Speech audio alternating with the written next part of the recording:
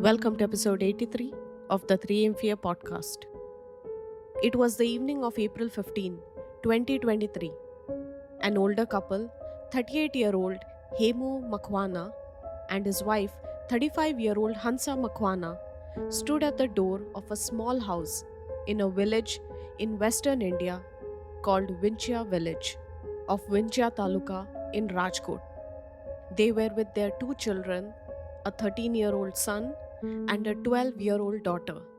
The kids were excited because they were going to spend the night with their uncle and cousins who lived in that house right in front of him. When the door opened, the two children ran inside, calling out for their cousins.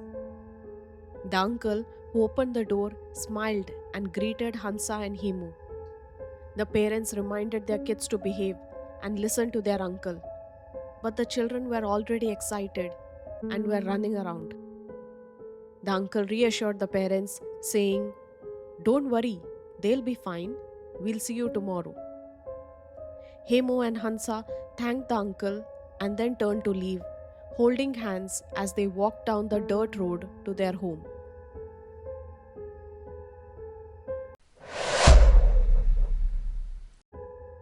Nowadays, we get to hear a lot of stories about dark magic and superstition.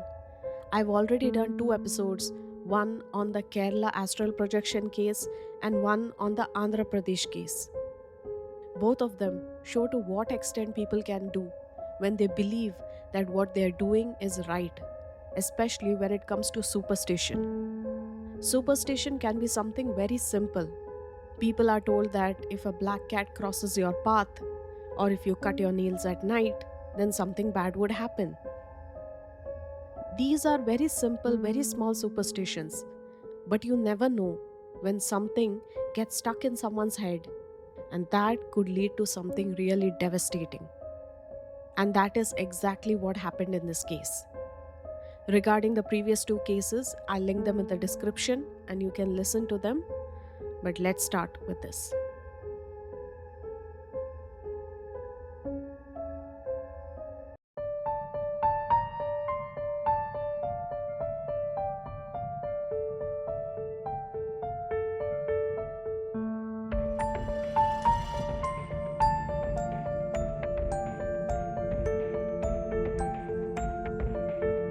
Hello and welcome to the 3 AM Fear podcast. I'm Nikita Ferrao, mystery and thriller author. On this podcast, I talk about real crimes and real people. Due to the graphic nature of some of this content, listener discretion is advised. You can find the episode show notes on my website 3amfear.com. Let's get started.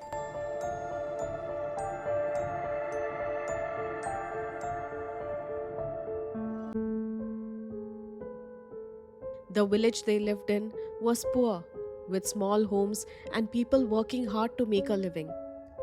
As they walked past by all those houses, fields, and animals, they weren't thinking about anything particular, just that they were happy to be with each other.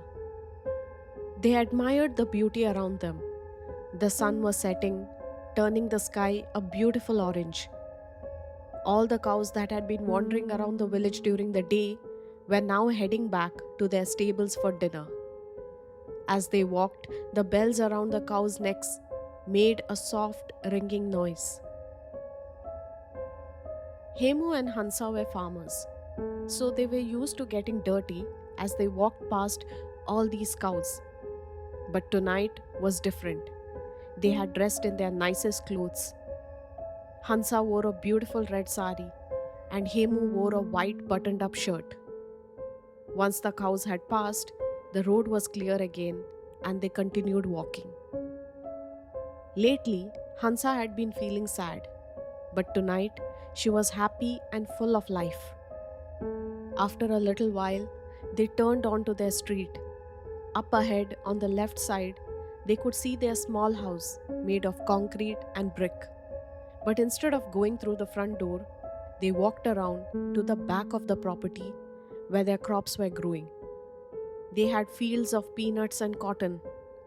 They walked all the way to the back of the land where there was a tall stone wall, as tall as Hansa. When they reached the wall, They also reached a patchwork tent that they had built. One side of the tent was supported by a stone wall. The other side was held up by poles that they had put into the ground. And inside this tent was the family shrine to the Hindu god Shiva. Over the past few days, Hemu and Hansa had been working hard on adding something new to their family shrine. It had taken a lot of effort, but it was finally finished. Tonight, they were excited to use it for the very first time. They stood outside the tent, enjoying the beautiful sunset. And then, one by one, they walked inside the tent. The next afternoon, Hemu and Hansa's children returned from their uncle's house after spending the night there. When they got home, they went inside and called out for their parents. But no one answered. The house was empty. The kids looked around the house, but when they couldn't find their parents, they went outside thinking that maybe they might be working in the fields. But even there, they couldn't find their parents. The boy told his sister maybe they are in the shrine. And so the kids left the back of the house and walked across the field to the shrine. When they got to the shrine, they noticed something strange. Normally, when their parents were praying, the kids could hear the prayers from far away. But today, it was completely silent. The children lifted the flap of the tent and looked inside. They didn't find their parents. They were confused. The shrine, which their parents always kept so clean, looked dirty. There was a strange rusty-covered liquid all over the place, especially on the holy objects. In the middle of the shrine, there was a fire pit with 2 pieces of meat that looked like they had been left there for the fire and then just forgotten about. The children knew that their parents would never leave the shrine like this, or even let food spoil without eating it. They wondered what had happened inside and where their parents went. As they looked around the shrine again, that's when they noticed something that they hadn't before. When they realized what it was, they screamed at the top of their lungs and ran away.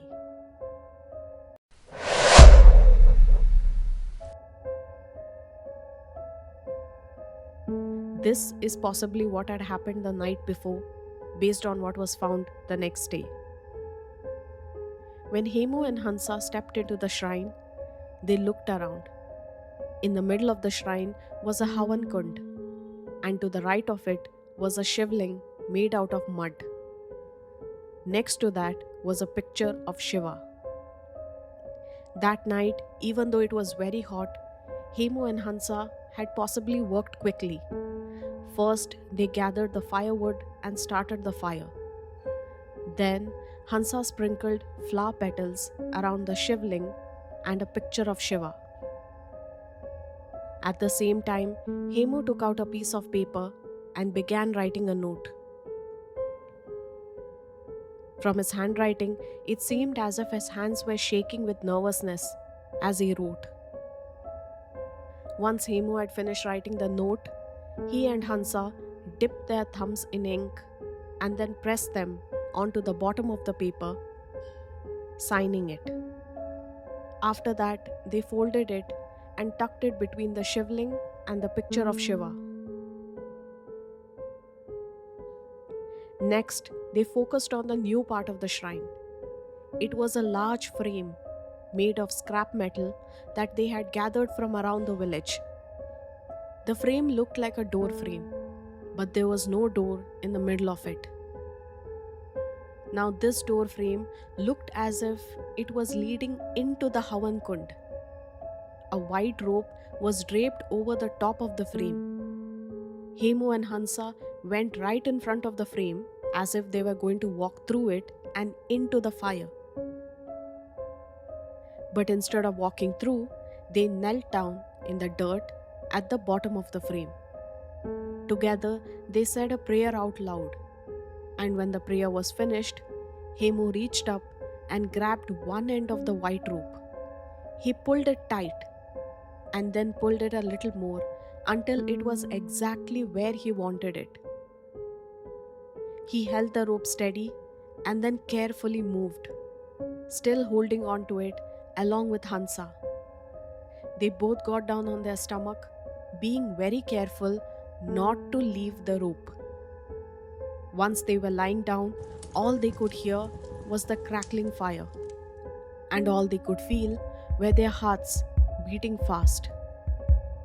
They were probably very scared at this point, but they knew that they had come too far and they had to finish the ritual. With one last loving look to each other, they nodded, ready to continue. They then turned their attention back to the fire, and with one move, they let the rope go. The rusty colored liquid that their kids would discover was actually Hemu and Hansa's blood, and those two chunks of meat that they saw were actually their parents' heads that had been chopped off and rolled into the Havan Kund. And this metal structure that was created was actually a homemade guillotine. Now, if you don't know, a guillotine is a device that was used during the olden times to behead someone. Now, in the note that Hemu and Hansa had written, they did not explain why they did what they did. They only said, "This was our choice, we wanted to do this," and they had asked their family to take care of their children and elderly parents. When people were asked around, they all said that Hemu and Hansa were very happy. It didn't seem like they had any trouble. Now, although Hansa's cousin, Jayanti, would go on to say that she did have some health problems, but other than that, they had no very big issues. They had no monetary issues or any marital issues. They were a very happy, very loving family. The police would do a thorough investigation, but even then, they couldn't find out why did the two of them do this ritual. The only reason that everyone is calling this a ritual is because of all the prayer items that were found around them. To this day, no one knows why they did what they did. This was a very short episode because unfortunately, not a lot was known to why they did it. But I would like to know from you, do you believe in superstitions? A big thank you to all my fellow listeners who have been listening and supporting this episode. Your reviews, your listens mean a lot. If you love this episode, if you love the stories that I put out, then please do leave a rating on whichever podcasting platform you're listening from. It would really mean the world to me. Other than this, I also have a YouTube and an Instagram page. I'll link it in the description. Do check it out. I have different stories on Instagram, and I'm planning to put out some short horror stories on YouTube, so do subscribe to my YouTube channel and stay tuned. I am also an author, love fiction stories. If you want to check out my free fiction book, I'll link it in the description. I'll also link my other account in the description where I talk about fiction writing, travel, and I also will soon start sharing fiction stories. So stay tuned. So do follow me there. Thank you so much for everything. That's all for this week. Stay kind, stay safe, and see you next week.